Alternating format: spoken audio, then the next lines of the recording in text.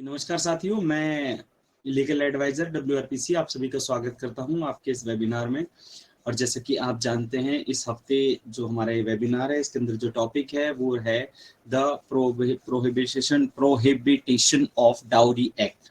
अब देखिए, कल हमने इसके बारे में चर्चा की कि डाउरी का मतलब क्या है, क्यों डाउरी को लाया गया, इसके पीछे इंटेंशन क्या थी, औरतों के साथ कितनी प्रताड़ना की जाती थी, इसको लेके रिश्ते खराब हो जाते थे, शादियां टूट जाती थी, बारातें वापस चली जाती थी। तो इस एक्ट को लेकर आने की हमारी सरकार को अत्यंत आवश्यकता हुई। अब इसके साथ ही साथियों, अब हम जो चर्चा करेंगे, देखिए ये बहुत छोटा एक्ट है। अगर हम डाउरी एक्ट की बात करते हैं तो ये बहुत छोटा एक्ट है। इसके अंदर मात्र 10 सेक्शंस के बारे में बताया गया है। सिर्फ 10 सेक्शन है इसके अंदर, इससे ज्यादा कुछ भी नहीं है। डाउरी सिर्फ 10 सेक्शन इसके अंदर हैं। इसको जब हमारे देश के अंदर इसको जब लागू किया गया तो ये इस एक्ट को एक्ट नंबर 28 1961 मतलब 28 2061 के नाम से जाना जाता है। 20 मई 2061 को ये लागू कर दिया गया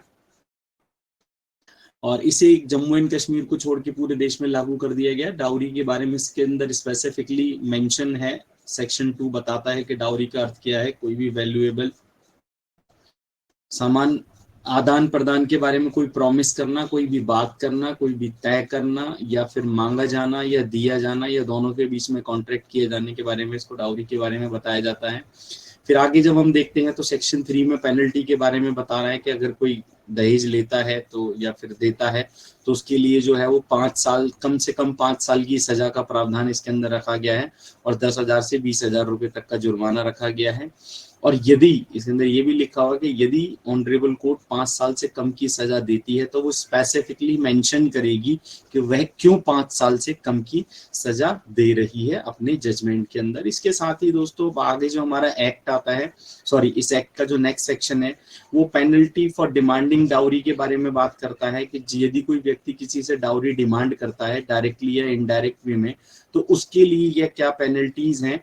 तो उसके लिए जो पेनल्टीज हैं वो जो टर्म, जो इम्प्रीजनमेंट जिसे हम सजा कहते हैं, तो वो 6 साल जो सजा है वो कम से कम 6 साल की होगी, सॉरी 6 महीने की होगी। अर्थात यदि कोई व्यक्ति किसी से डाउरी डिमांड करता है और वो प्रूव हो जाता है कोर्ट के अंतर्गत, कोर्ट की प्रोसीडिंग्स के अंतर्गत और बिफोर द कोर्ट, तो उस स्थिति में उसको कम से कम 6 साल की सजा दी जाना मैंडेटरी है, जिसको कि 2 साल तक बढ़ाया जा सकता है। अर्थात कि जिसको 6 महीने से, फिर मैंने गलत बोल दिया, आई एम सो सॉरी, जो सजा का प्रावधान है इस एक्ट में सेक्शन 4 के तहत वो ये है कि उसको 6 महीने से लेकर और 2 साल तक की सजा का प्रावधान है। अर्थात उसको 6 महीने से कम की सजा जज साहब किसी भी हालत में नहीं दे सकते हैं और 2 साल से ज्यादा की नहीं दे सकते हैं। अच्छा, डाउरी एडवर्टाइजमेंट भी बैन है, मतलब इसका जो दहेज है इसके लिए हम एडवर्टाइजमेंट भी नहीं कर सकते, कोई भी विज्ञापन भी नहीं दे सकते हैं। ये भी इस एक्ट में सेक्शन 4A के अंदर इसको बैन किया है। अच्छा, एग्रीमेंट, यदि कोई, जैसे सपोज करो किसी 2 व्यक्तियों की शादी होनी है, लड़का लड़की की, तो उनके पेरेंट्स ने या रिलेटिव्स ने या उन दोनों ने ये एग्रीमेंट बना लिया कि भाई हम एक एग्रीमेंट करते हैं कि अगर आप हमें ये देंगे हम शादी करेंगे, या फिर मैं ये नहीं दे पाया तो ये शादी नहीं होगी, तो इस तरह के वेरी जो एग्रीमेंट है इसको वॉइड माना गया, मतलब वो सिरे से ही नकार दिए जाएंगे, उनका कोई औचित्य नहीं है। ये हमारा सेक्शन 5 कहता है। इसके आगे जो सेक्शन 6 है, फिर वो section 6 dowry to be for the benefit of the wife of her heirs, उसके बारे में बताया गया। वाइफ और उसके जो हायर्स है उनके बारे में अगर बेनिफिट्स की बात करते हैं तो कॉग्निजेंस के लिए यहाँ पे सीआरपीसी के प्रोविजंस के बारे में बताया गया। जैसे सीआरपीसी कहती है कि कॉग्निजेंस कैसे लिए जाएगा, उस बारे में भी इसके बारे में इसके साथ ये बताया गया है कि ये सेक्शन 8 जो हमारा सेक्शन 8 है डाउरी प्रोहिबिटेशन एक्ट का, वो ये बताता है कि जो ये कॉग्निजेबल ऑफेंस है और कंपाउंडेबल, नॉन कंपाउंडेबल ऑफेंस है। देखिए, नॉन कंपाउंडेबल और कॉग्निजेबल ऑफेंस का जो मतलब है वो सीआरपीसी के अकॉर्डिंग है, मतलब अगर यदि कोई व्यक्ति किसी के ऊपर कोई केस कर देता है तो वो इस केस को वापस नहीं ले सकता। ये होता है नॉन कंपाउंडेबल केस की जो रिक्वायरमेंट होती है, ये कि वो उस केस को वापस नहीं लिया जा सकता। उस केस के वापस लेने की जो पावर है वो फिर हाई कोर्ट के पास चली जाती है।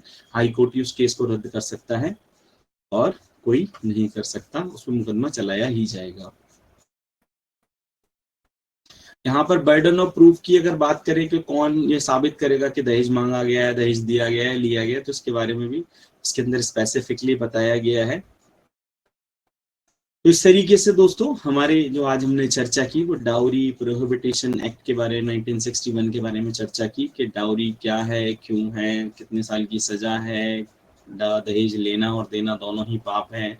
इसके अंदर जो सजा का प्रावधान मैंने बताया, जुर्म किसके अंदर जुर्माने का प्रावधान मैंने बताया, यदि कोई डिमांड करता है तो उसका प्रावधान मैंने बताया कि जो डिमांड में यदि कोई कॉन्ट्रैक्ट करता है तो वो हमने बताया, उसके ऊपर चर्चा की। इसके साथ ही साथियों हमारे आज का वेबिनार का जो टॉपिक है वो समाप्त होता है और अब हम स्टार्ट करते हैं अपने क्वेश्चन आंसर्स। तो प्लीज आप अपने क्वेश्चन आंसर्स रख सकते हैं हमारे सामने जी।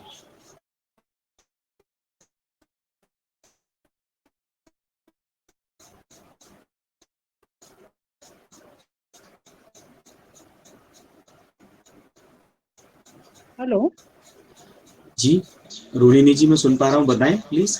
नमस्ते। नमस्कार जी। ये आवाज कम आ रही है मैडम आपकी। 498 और ये जो सेक्शन है डाउरी का, ये सेम है क्या, एक दूसरे से कनेक्टेड है क्या? नहीं मैडम,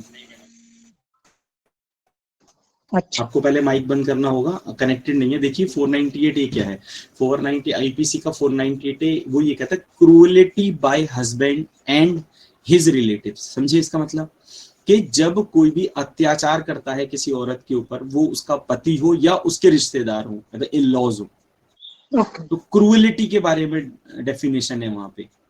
और ये जो है ये डाउरी मतलब दहेज की मांग, दहेज मांगना चाहे डायरेक्ट वे में इनडायरेक्ट वे में, तो ये दहेज को लेकर ये दोनों के दोनों डिफरेंट सेक्शंस हैं और कहूँ डिफरेंट लॉज हैं और दोनों के अंदर डिफरेंट पनिशमेंट है।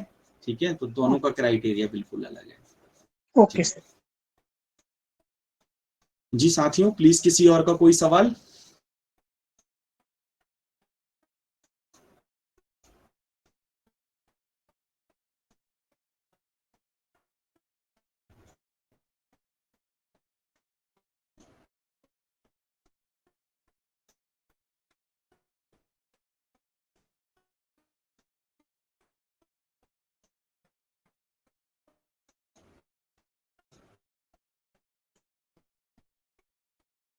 देखिए यदि आप हमसे कोई सवाल नहीं पूछेंगे तो फिर हमें इस वेबिनार को यहीं पे स्टॉप करना होगा। तो मैं आपसे रिक्वेस्ट करूंगा कि प्लीज आप अपने सवाल करें, क्वेश्चन आंसर्स पूछें। हेलो जी मैं सुन पा रहा हूँ, बताएं प्लीज। सर, फिर से मैं ही हूँ। क्या ये डाउरी के अंदर जो है ना सिर्फ अभी लेना और देना, वो तो कोई प्रूफ नहीं हो सकता ना? क्यों नहीं कभी हो कभी सकता कोई मैडम, कुछ भी हो सकता है। नहीं, लेकिन अभी जो घर वाले हैं ना वो जो मतलब ससुर वाले जो बार बार वो औरत को अब्यूजिंग बोलते हैं ना कि तूने ये नहीं लाया वो नहीं लाया, हाँ मतलब लेने के बाद भी अगर डाउरी डिमांड प्रूफ कहते हैं मैडम। कितने साल तक ये चलता है? मतलब अगर ये जो केस किसी को लगाना है डाउरी का। कभी भी लगा सकते हो आप, जिस दिन आपको अच्छा, पहली बार या आखिरी बार मांगा गया आप उस दिन की डेट लिखवा के कंप्लेंट कर सकते हो। ओके ओके ठीक है ना। ओके सर, बहुत अच्छी जानकारी रही, थैंक यू। आपका बहुत बहुत शुक्रिया। जी साथियों किसी और का कोई सवाल प्लीज।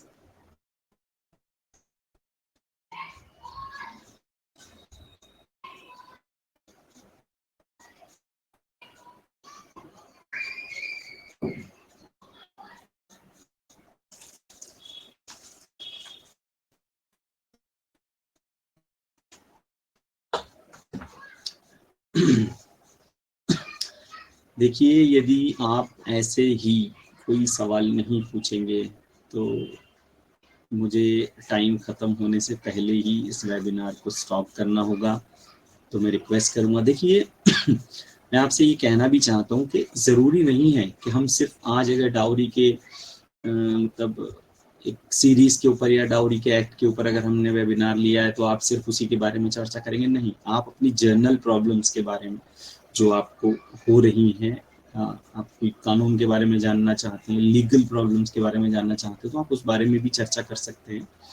ऐसा नहीं है कि हम यहाँ पे सिर्फ डाउरी से रिलेटेड ही चर्चा करेंगे। प्लीज। अभी किसी ने हैंड रेस किया, देवी शर्मा जी आपने फिर से हैंड रेस किया।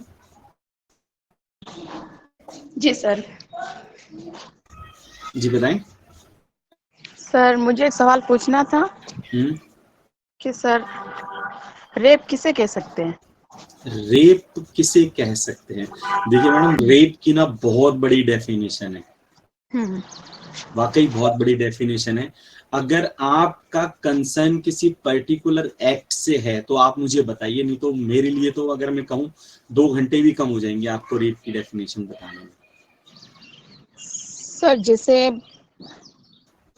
मुझे किसी के बारे में मतलब किसी ने बोला है तो वो उसके कोई लिए। बात नहीं, किसी ने क्या बोला है वो छोड़ो, आप अपना पॉइंट रखो, जरूरी नहीं है वो आपसे रिलेटेड होगा, ठीक है, इसकी जी कोई सर। परेशानी नहीं है, आप रख सकते हैं जी प्लीज। सर। जी सर, अगर किसी की एज लगभग 12, 11, 13 साल है, ठीक है, गर्ल्स की, किसकी बात करें, लड़के की या लड़की की?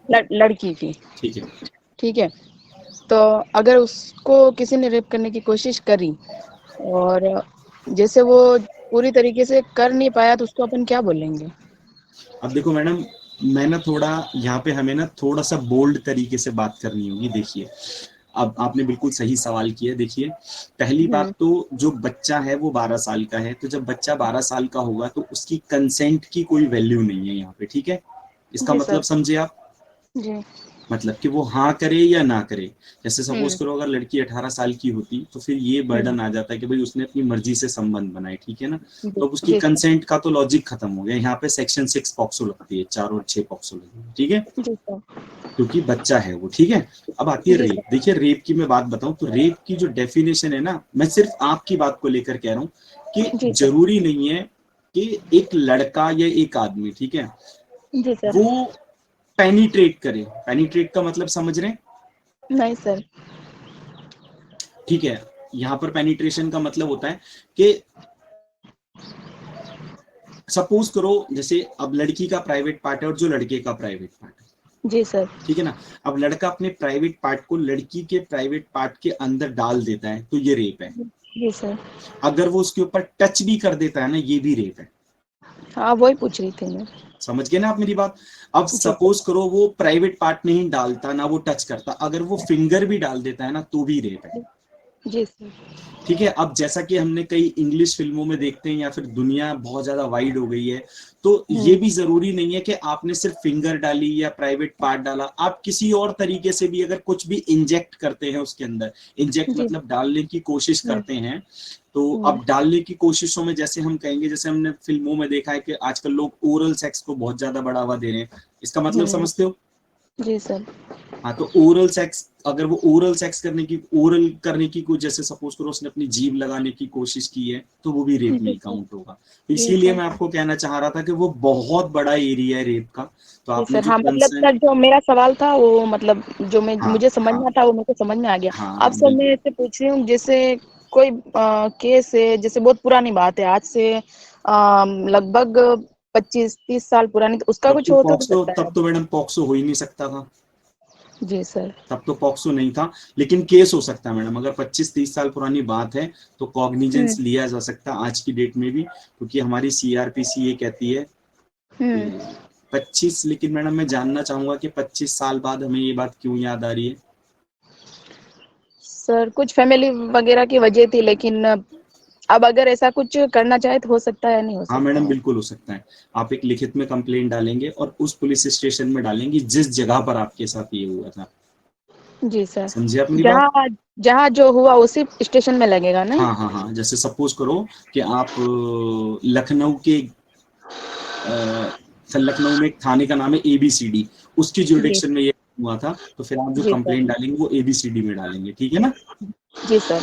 आप भी डल सकती है, उसके ऊपर आज भी एक्शन लिया जा सकता है।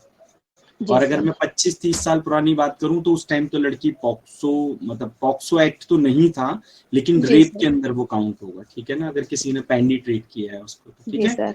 जी सर, लेकिन है ना सर, अगर उस टाइम का जो ये केस है, अगर उस पे अभी जो जो भी कार्रवाई होगी तो वो धारा वगैरह जो भी होगी उस टाइम की लगेगी या इस टाइम की लगेगी? लगेगी मैडम, इस टाइम की क्यों लगेगी?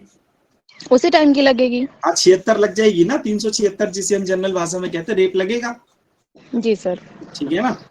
जी सर। अब अगर उसने लड़की के साथ आगे वाली जगह पे किया तो रेप लगेगा, और पीछे वाली जगह पे किया तो 377 लगती है, अननेचुरल सेक्स जी जिसे सर। हम कहते हैं, ठीक है ना। ठीक है सर, थैंक यू लग सर। सकती है। वेलकम। जी सर।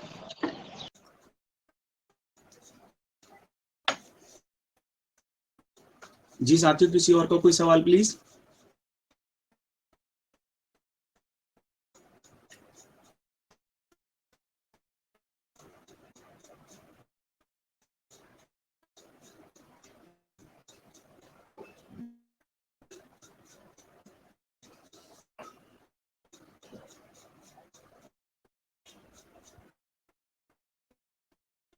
चलिए साथियों, इसी के साथ मैं अपने इस वेबिनार को यहीं पे समाप्त करने की आप सभी से इजाजत चाहूंगा, क्योंकि मुझे नहीं लगता अभी किसी के पास कोई लीगल क्वेरी, लीगल क्वेश्चन, कोई प्रॉब्लम है।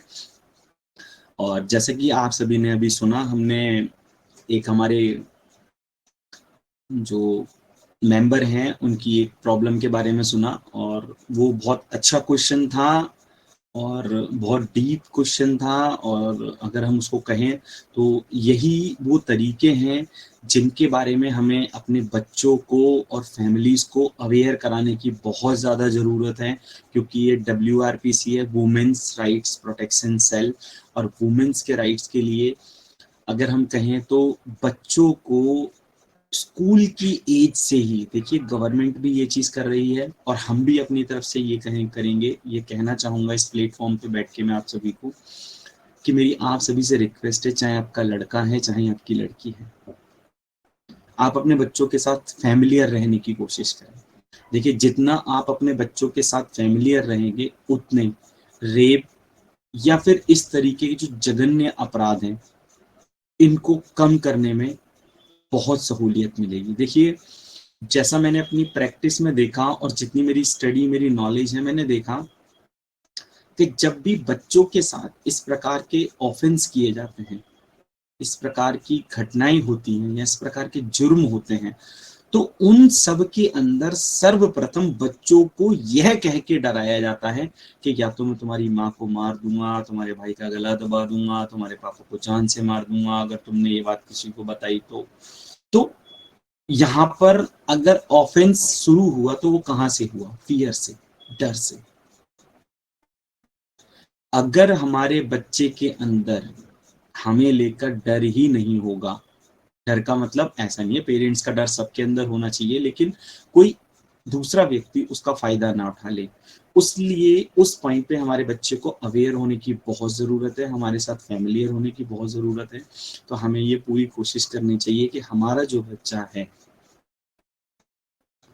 वो इतना सुदृढ़ हो, इतना हमारे साथ ओपन हो कि अपने साथ उसके कुछ गलत ना हो जाए, उन चीज़ों को वो हमें बताने के लिए डरे ना। क्योंकि जो बच्चों के अगेंस्ट जो क्राइम देखे गए हैं उसके अंदर मैक्सिमम यही निकल के आता है कि पेरेंट्स की या फिर ब्रदर सिस्टर ऐसे उनको धमकी दी जाती है और फिर उनके साथ जुर्म कारित किया जाता है।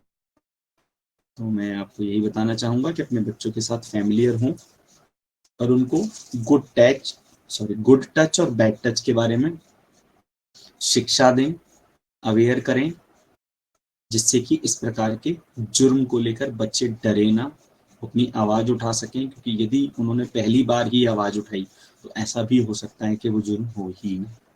और हम अपने समाज के बच्चों को सुरक्षित रखने में अपनी सरकार की और बीइंग ए पेरेंट्स अपनी जिम्मेदारी को अच्छे से निभा सकें। तो आज के लिए आप सभी का बहुत बहुत धन्यवाद। नमस्कार, शुभ रात्रि, जय हिंद, जय भारत।